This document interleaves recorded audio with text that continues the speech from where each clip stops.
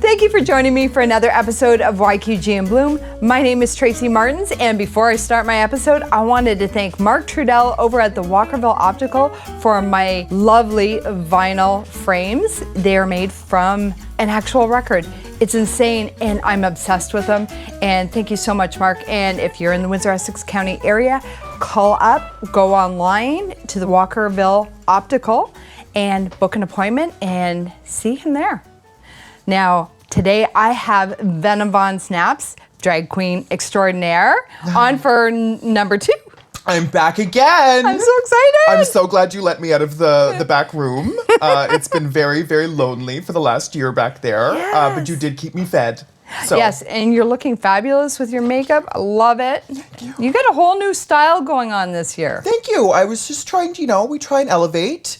I'm noticing that your liner is matching your wonderful new vinyl frames. First totally thing I by noticed, accident. Totally by accident. No, she totally meant it. I wish this eyeliner is over a year old. Oh, that's okay. All of my makeup's expired. Same here. I don't wear it enough. Oh, it's so nice to be back. Yeah. So, what have you been up to the last year? So I've been working. Yeah. We had like a change in career personally. Transitioning has been going quite well. I think we touched base on that last time. And I started like a little house with me and my 2 sisters, Remedy and Angelina. Oh. And we've been doing like public shows and some private shows. We have a reoccurring show now that's actually taking place at the Walkerville Brewery. Oh, that's going to be a reoccurring one. It's been reoccurring for, we've probably on our like 4th or 5th. I haven't been out to that one yet. It's more of like it's more of a family style show. So it's called Transanity, and it's a benefit for Trans Wellness Ontario, but it is designed for families with queer children, or if you are just like younger and part of the 2S LGBTQIA community, you can come on out. You have a space to just kind of hang out. All of the numbers are like PG-13. We actually have some like younger performers that are given that opportunity to work in the space, which has been going really well. It's had a very good reception. I've seen some of the videos on Instagram that have come out, and the kids there are just adorable. They have the time of their lives. And good. And it's really, it's quite touching a little bit to see it, because like I'm a little bit close with one of the younger kids. Her name is Yestrology. Yestrology. Working on the name. And she just reminds me a lot of myself when I was younger, but if she had the opportunity to have parents that really just kind of let her do what she wanted to do. Oh, that's great. And not to say that my parents really didn't do that, they just didn't really know. Where her parents are a little bit more in tune, and they were like, okay, you want to pretend that it's 1999 and you're 14 years old and dressed like you're a Y2K girl? Sure. Yeah. And she's just so authentically happy that every time I like see her perform, it like really warms my heart. And that's with a lot of these kids. Like they have the time of their lives, and they're so grateful to have the space. So I'm really glad that we were able to create that for them. Remedy and Angelina both actually work for Trans Wellness Ontario, so they have been spearheading this, and then I was able to join the house together. And it's been beautiful. It's been a beautiful time. Is there a lot of kids that are involved in the house? So it's really only us like me, Angelina, and Remedy are like the only ones in the house. But I mean, part of we have like peppered interest, if that makes sense. Okay, yeah. Like we have a couple reoccurring ones that I think are around like 17, 18 years old. We have like Gigi Ride. We have Dinah Fire. Love the name. I do. Isn't that fun? That is. First time I read it, I was like, is your name really Dinah Fire? And it's Dina Fire. Isn't that cute? That is. So they've been reoccurring, but we've had some other kids come in and out, and it's really fun. It's really great. They have the time of their lives. We do too, but we can really see with them. Well, it's a great time that we're in to be able to allow the kids to be free to be who they are. Well, yeah, especially with like where we kind of are today, and just like The real world is the real world, and then the internet world, I think, really makes it out to be like a much more scary place. It is a scary place right now, but the spaces do exist, and we really are trying to cultivate them, which is turning out to be pretty good. Like, I'm pretty proud of everything that we've done. Yeah. And then we put on some adult shows as well. So these are adults only. Please don't bring your kids. And we won't let them in. The barbershop? It's called Triple XO. Is that one at the barbershop? It's at the barbershop. So that one is like an all-adult themed show. You get to really do whatever you want and just like feel liberated and free. I have some of the most fun I've ever had in drag at those shows. I watch videos back and I can just like see the joy on like people's faces and then my own. And I'm like, wow, you're having a great time, girl. And before anybody wants to get any of their thoughts out there, they're not sex shows. They're just maybe costumes a little bit more risque. I have so many clothes on half the time. Yeah, but I mean, they're enjoying. You guys are having fun doing adult dancing like we would at a bar. It's literally a bar. It's a bar-themed show where you get to attend and people are dancing to songs that are not PG-13. They're doing spoken word numbers that have some curse words in them. It's not vulgar. We don't aim for vulgar at like the House of Cures. It's so much fun. It's just fun. It really is. Vulgarity is not the heart of drag, and a lot of people I think really take that and they're like, wow, look at them. And I'm like, no, it's really not that vulgar. Half of these women and men are wearing an entire couch worth of padding. Yeah, so Madonna wore less clothes than they did. Yeah, so that's what I mean. Like we're truly, Leon's probably gets half of our money just so we can cut up their couches. That is so funny. We love you, Leons. I love Leons. Like, how are you finding nowadays in Windsor in the last year? Is it more accepting? To be frank, unfortunately, due to, I think, the proximity to where we are and the political climate right now, I personally have experienced like an uptick in comments, in like aggressiveness, just like even coming from shows, dealing with it outside of shows, which is history, unfortunately, repeating itself. So we try not to really focus on the negative because as history has shown, it really comes in waves. So right now we're like down here and we're going to get back up there again, probably in 3 years or if the Cheeto dies. I didn't say anything. I mean, they will kill you. Those Cheetos, they'll kill you. Yeah, it's just all trans fats, all fluff. All fluff. But you guys have new places that you're doing your shows. So the businesses seem to be more accepting and enjoying the shows. So you actually had one of my favorite venues that we work with, the Breakfast Guys. You had Shivani on here. I was just there this morning picking up breakfast. First of all, the food's fantastic, but also Shivani and her husband are wonderful people. And if you've spoken to Shivani even about it, like the events do well and they're just they bring in such a different crowd every time. So we really like to drive home the fact that like, even though it is super politicized right now, like the drag is usually good for business. It is. It is. Like we are able to usually bring in a crowd of 30 to 60 to like 80 people, depending on the space. And those people want to buy whatever is in that building. They want to buy your food. They want to buy your wares. They want to buy your couches. They are the best ones that are supportive of community. Yeah. Like these local businesses just that we've worked with. Like I'm doing one with the Goat for Pride this year. Oh. I'm doing like a drag brunch on August 3rd for... Which Goat? The Goat on Wyandotte. Oh, okay. Which is why I said yes. Because I'm taking a break come August. Like I'm taking a full drag break. I've been doing it for about 5, almost 6 years pretty steadily. And they reached out and because I had not applied for Pride, I didn't do anything for Pride in Windsor this year, like I did last year. Yeah, I noticed your name not up on. Yeah, I didn't really apply because I'm going out east. I'm going to see my family, and just take a nice break. And then they were like, "Listen, we really want you to do this brunch. We thought you'd be great for it." And it's at the Goat, and I immediately said, "I love the Goat." Well, The food's really good. It really is. is. And they said that the food was included with the booking. So I was like, okay, you have to go. And then they said what the pay was. And I was like, okay, but the food's still going to be there, right? Yeah. So I was ready. So well, we were just at the Goat on Malden Road last night. So good. But, okay, drag at a sports bar. Isn't it? Listen. That's iconic. I have no idea what I'm going to do yet. Maybe I'll dress up like a blue jay. Or a tiger, whoever's Or a up. tiger. That's the extent of my sports. Yeah. Woo!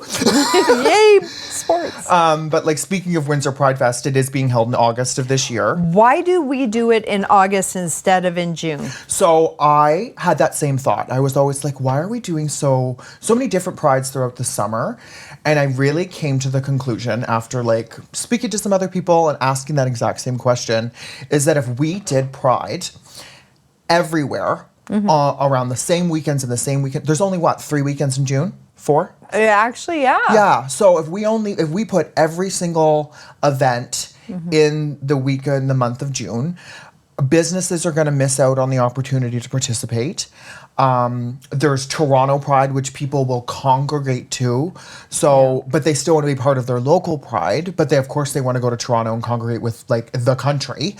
So it's really just due to the fact that it's a time constraint and people really want to be involved. That is really, really smart because, June, I never even thought of it. Yeah. The end of school, so people are getting ready for vacations. So, like, exactly. People just don't, people want to do it, but the timing just isn't there. So, yes, like June is Pride Month, and we have that for a reason. But these local communities, Windsor itself, will put them on in August because there is prides going on in June, and they just had one in July in Sarnia, which I was at. So it gives everyone, I think, the opportunity to actually spend time with their community, and for local businesses to be able to make that time and have that space to get out. Yeah. Especially if they are like a queer business. They're able to go to different prides. Maybe Sarnia wants to come to Windsor. But if we booked it on the same weekend, we can't be two places at once. Yeah, very, very smart. Yeah, so I really think that that's the only reason why. Because you do hear, people are always like, oh, Pride Month was in June. And I'm like, yes, it was. And it's going to stay in June. But Pride Fest is in August. There you go. And Pride is year-round. It really is. And you know what? It'll stop being year-round when we have to stop doing this. And unfortunately, the way that things continue, we have to continue to be loud. We have to keep reminding people that we're here. And as soon as society has integrated us and treated queer people with the respect and have recognized where we came from, that's when I think maybe it'll calm down. But unfortunately, we're down here, like earlier, so it's just going to keep doing this. So you're going to keep getting it in June. That's okay. Which is fine. I love June. That's okay. Hey, have it both. Though drag in the summer is horrendous. I really wish that they made like Pride Month. September. In September. Yeah, but you know what? They had to throw that brick in June. Again, love that I'm taking a break for August. I know. Yeah. Oh my goodness. So, like, I've noticed, I just can't stop looking at your makeup because you have transitioned a lot makeup-wise, style-wise in this last year. Just, I don't get to see you that often, but seeing you on Instagram and all of social media, I've noticed a huge change, and it's beautiful. Thank you so much. Thank you. Yeah. It's really constantly evolving. When you're in transition, or you have people in your life who are transitioning, you're going to notice that they are like actively changing as the months go by because you're basically going through puberty again.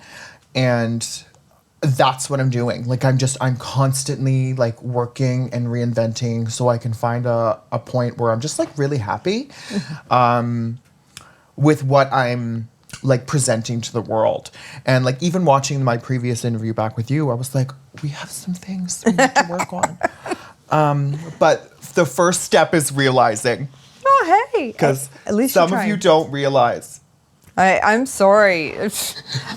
I can't even do makeup like that. So, that's an art form. It takes time, and it really is. Like, I constantly noticing that I need to change things. I want to try new things. And And then also learning when to dial back so you're not doing too much. Like the last time when I wore an entire craft store worth of glitter on my lid. I have no idea how I didn't go blind. And the pink. And the pink, yeah, I was like, this is a lot. Meanwhile, I was leaving the house and I said, you know what this needs? I need to tie a feather boa around my waist. Hey, it's always okay for a feather boa. Yeah, I know, that's what I thought. Love feathers. So you are, as she said, you are transitioning now. How long have you been transitioning for? So actively for about a year. I did have a little bit of issue, like finding like the correct medication, as you do with most things. Sometimes when you're dealing with medication, I had to find the right fit for me. So I wasn't seeing results maybe the way that other people would see results, which is something that you need to kind of realize. And it can be difficult to process sometimes when you see other people who maybe stepped into the same role as you at the same time, but they're transitioning, and their transition seems to be moving a lot smoother for them. And for me, I just feel like it's been a little bumpy, but that's life. That's puberty. That's Not puberty. everybody Thank you. does it at the same time. No, we all move at different paces. Exactly. Like, okay, you may not be getting the boobs that you want, but the face is there. Yeah, it's fine. So, I mean, that comes. But it's expensive. Listen, if you have kids, you know how expensive puberty is. You're buying new clothes every like 6 months. I can't afford to do that now. I can't afford to go up like a shirt size every like 6 months. How are you enjoying puberty? Oh, it's great. It's great. I love every minute of it. No, it has been a beautiful experience. I felt so much more comfortable. It definitely feel like some clouds like separated, and I've been moving much more freely throughout life and just feeling a lot more confident, which was so interesting because I was so nervous, and I didn't realize how it was going to make me feel. I am very lucky to have the people in my life that I do. I have like a wonderful partner who's extremely supportive. I work for a fabulous company that is also extremely supportive. So I do have those privileges right now that I think make it a little bit easier when you have hard days, but not a lot of people do. So when you're meeting somebody who's transitioning and they might not meet your expectation of what somebody who is transitioning looks like, you really have to take into account like the day-to-day basis of what somebody is dealing with, because oh my God, it's completely life-changing. But again, the clouds parted, and those clouds were there for my entire human life. So you're feeling more comfortable in your own skin. Oh my God, so much better. Good. So much better. The real you's coming out. Yeah. Yeah, I just feel happy. I feel confident. I feel like I know where I'm going and kind of who I am when I think back to when I was younger and I was constantly trying to try new things to try and figure out like who I was. Well, that's hard enough as it is being heterosexual. Yes. And going through puberty and trying to figure out who you are. I couldn't even imagine being in your shoes trying to figure out who you are when nothing is fitting. No. Right. No, like when I was like when I identified and I was known as like a cisgender person, it was definitely a different experience when I was just like trying new clothes, trying new hairstyles, trying to see like what emulated me in the world, and I wasn't really finding it. And I was like, what is going on? Like all these people, like some people just like their identity evolves around their family, or it revolves around their hobbies, around work. None of those things I could really dive in, and I think it's just because I hadn't figured out who I was, so I couldn't focus on that the way that other people could. And now I finally can. Yeah. Yeah. Oh, that's good. Yeah. Now, how do you find that transitioning is affecting drag? Is it making it better, or? It does add a layer of complexity, because when I'm performing, I don't want to really be recognized outside of performing. Like, I love the idea. Drag really fascinated me because I love the idea of transformation. I love the idea that you can highlight and you can contour and you can build a look to the point where people are like, oh my God, that's you. Whereas now when I'm transitioning, I'm just noticing that they're kind of intermingling a bit, and I'm trying to figure out how to separate them so I'm still happy in both roles. Okay. So that's like another little journey that I've had to take, because I was doing drag for 4 years before I transitioned. So that was a big change. Change. But it does help that I have other clothes that I can fit into. Like this white bodysuit, this is Vanessa's. Well, Vanessa has good taste too. Thanks. And then I've noticed, like I said, pictures of you outside of drag, and you have awesome hair. I was shocked as I grew my hair out. My hair was short. Curls? Yeah, my hair was short and straight my whole life. And I started growing it out, and as soon as it hit here, it just started coiling. Okay. And the first time I got my hair done by a hairdresser, she got her brush stuck in my hair. And she was like, I'm so sorry, I didn't realize your hair was so curly. And I said, respectfully, it's so fine. I didn't know either. So. That goes long enough. You don't need a wig. No, though I do like it though, because I really don't like dealing with it. Yeah. With the long hair. Do you like having short hair?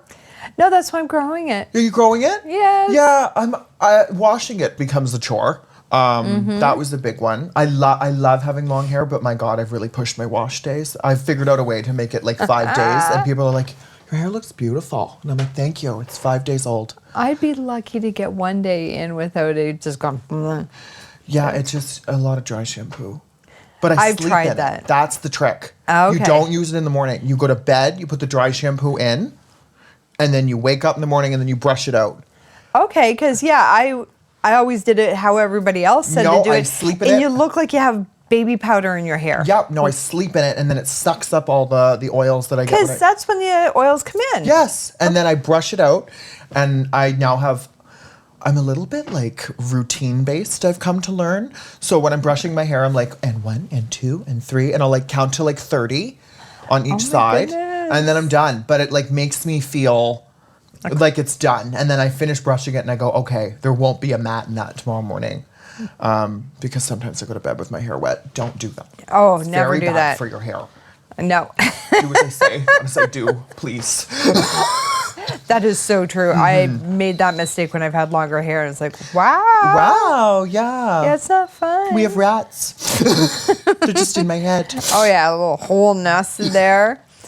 Oh, my God. It is so nice to see how comfortable you are in your own skin and how beautiful you always were, but there's just something in this transition that it was meant to be. Yeah, it really was. I hear that from a lot of people. Yeah. You'll notice that with people that are transitioning. You really will. It just really, it opens up a part of you didn't know you had. Yeah. That was waiting for it its whole life. Well, and you got the beauty even without all the drag makeup in your day-to-day stuff when I've seen the pictures of you when you're playing at work. Thanks. Thanks. Hey, at least you get to play with a lot of makeup. Oh, I do. But you know what? I do 1 million foundation matches in the run of a week. Let me tell you. Oh, my God. I'm like, I'm looking at you right now, and I'm like, what undertone do we have over here? Oh, we got the yellow. We got everything. You're a little bit on. of neutral. We got some pink. We got some golds in there. Oh, yeah. It changes. I have to have 3 or 4 different foundations, and I made the mistake of going to Sephora and allowing them, because they said the ones that I use for the podcast are the thicker ones, and I can't use soap and water to get them off. I need the actual removers because they just stay on, which is fabulous. That's why they're $84 a jar. But if anyone wonders why I work in cosmetics, it's because I can't afford them if I didn't.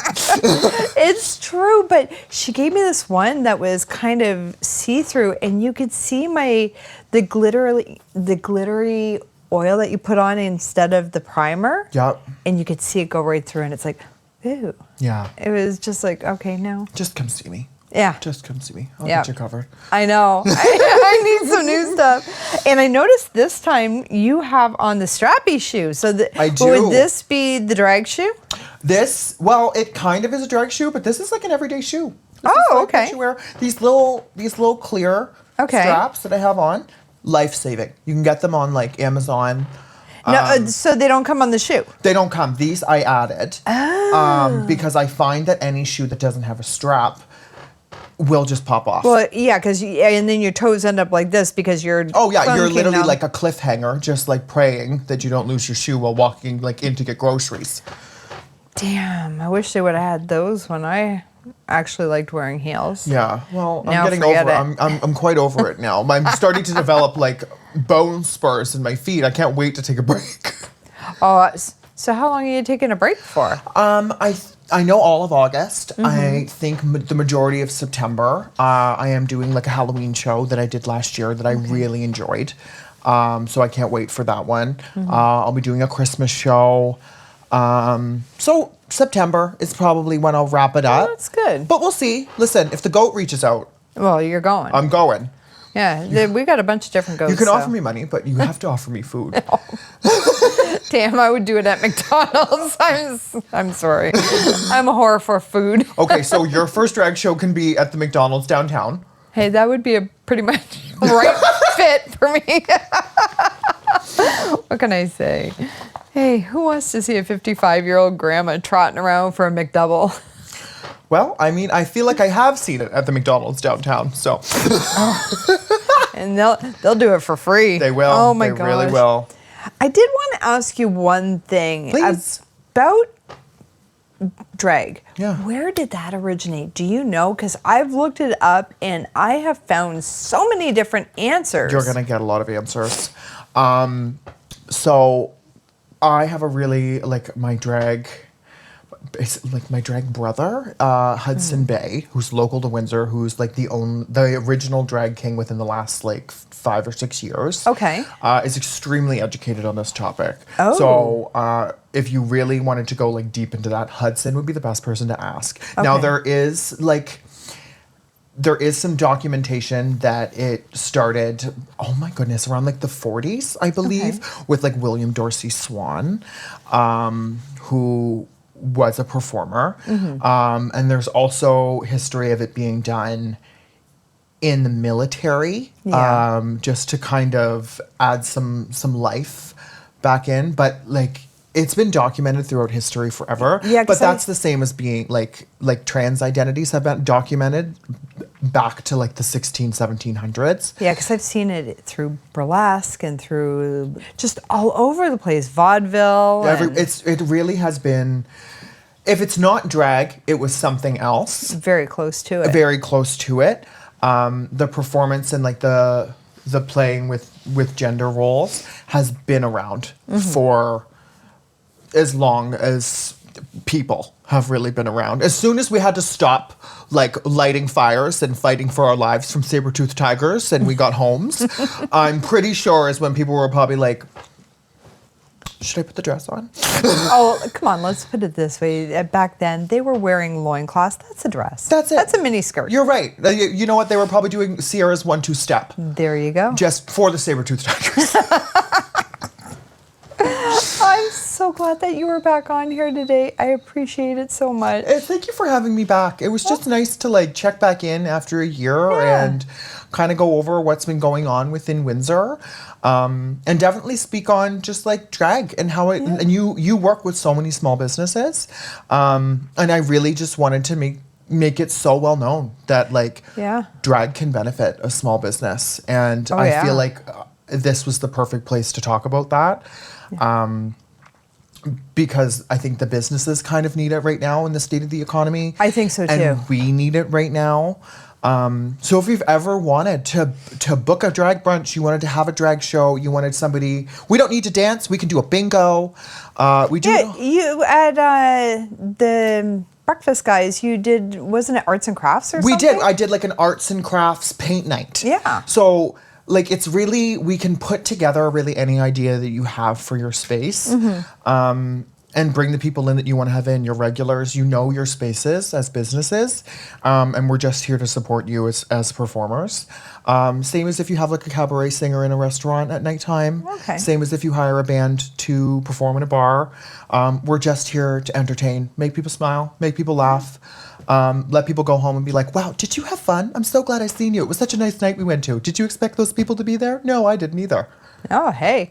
So definitely small businesses, no matter what it is, it doesn't have to be a bar, it doesn't have to be a restaurant. It could be just a regular store in the Windsor, Essex I'll County perform at the area. grocery store. Well, I mean, we can do craft night. Yeah, I'll teach you how to put together a good list. There I'll you walk go. you through all the aisles. I'll tell you where to get your oats, how to sew them.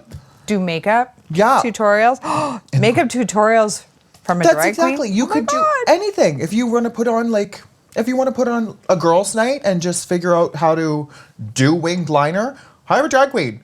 My God. Yeah. Half of our eyes are like this big or either this big, and we Well, use no liner or all of the liner. And the makeup, I'm sorry, we need to learn the winged. I'm looking at hers and it's coming in and out underneath. I poke myself in the eye trying to do that. It's taken time, It's- let me tell you. It's Many poked eyes? taken many poked eyes. But now I can help you from poking your eyes. So definitely small business, Windsor, Essex County area. Reach out to Venom. Reach out to any of the drag queens. They would be I know happy so to many have a of them. show Yes. or a brunch. It doesn't have an to be me, event, but it anything. should be me. It should. She's fun. And we'll do whatever you need. Whatever you need, we're here to help you. We're here to help community. Drag is community. And drag's money. We can make you money, girl. Yeah. So And all of the drags, their group, everybody that will follow and come are huge supporters of community of all kinds. you can find our like little trio. Maybe there might be a fourth one coming. Yeah. Hudson's banging on the windows to get in. Okay, so you got a king in with the queens. Yeah, so just you can follow us at House of Cures online if you really want to like have our little community that we've built advertised for your business. Okay. And we're here to support Windsor, Essex County if you're here to support us. And we are here to support you. Oh, I love you. Thank you so much. It was so nice to see you. You too. And we got to get together soon because I need some. It's okay. Listen, we'll teach you how to do wing liner. Yes. I'll only poke out one eye. That's okay. I have the other. Okay. And again, my name is Tracy Martins, and thank you so much for joining me for this latest episode of YQG and Bloom podcast. And make sure to check out Instagram and YouTube, TikTok, Facebook for all of the events that we are going to be having through Drag Month in August. And you can find me at Venom Vonsnaps on Instagram, Yep. on Facebook, and that's about it because I don't use much. Okay, you need to do TikTok then for tutorials. I'm trying so hard. Listen, I know I look like I know what I'm doing, but I don't know how to use a cell phone. Okay, well, we're going to learn how to use a cell phone for her. Next episode, we learn how to use a cell phone. There you go. Okay. Have a good one. Bye-bye.